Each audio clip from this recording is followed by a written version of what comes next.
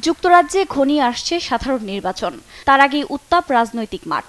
জাতীয় নির্বাচনের আগে শেষবার মুখোমুখি বিতর্কে জড়ালেন প্রধানমন্ত্রী ঋষি সুনাক ও লেবার পার্টির নেতা কেইর স্টারমার। স্থানীয় সময় বুধবার তারা নটিংহ্যামে প্রায় ৭৫ মিনিট বিবিসির বিতর্কে অংশ নেন। নিজেদের অবস্থান সমানভাবে তুলে ধরার চেষ্টা করেন সুনাক ও স্টারমার। আলোচনায় প্রাধান্য পায় অভিবাসন ইস্যু। এ নিয়ে তাদের মধ্যে উত্তপ্ত বাক্য বিনিময় হয়। অভিবাসন পরিস্থিতির উপর প্রধানমন্ত্রী ঋষি সুনাকের কোনো নিয়ন্ত্রণ নেই, এমন অভিযোগ স্টারমারের।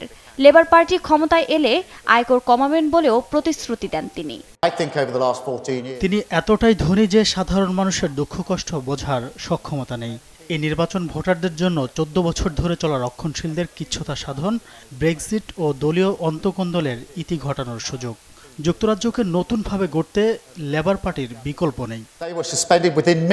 তবে সাধারণ মানুষ লেবার পার্টির কাছে আত্মসমর্পণ করবে না বলে মনে করেন সুনাক।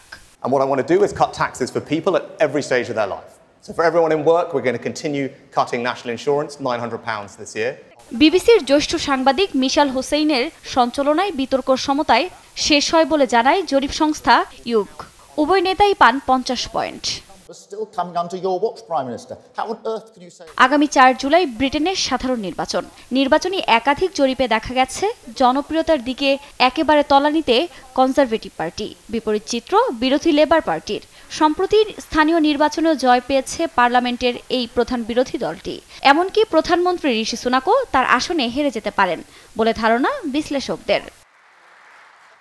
আফরিন মৌ, নিউজ ডেস্ক, দেশ টিভি।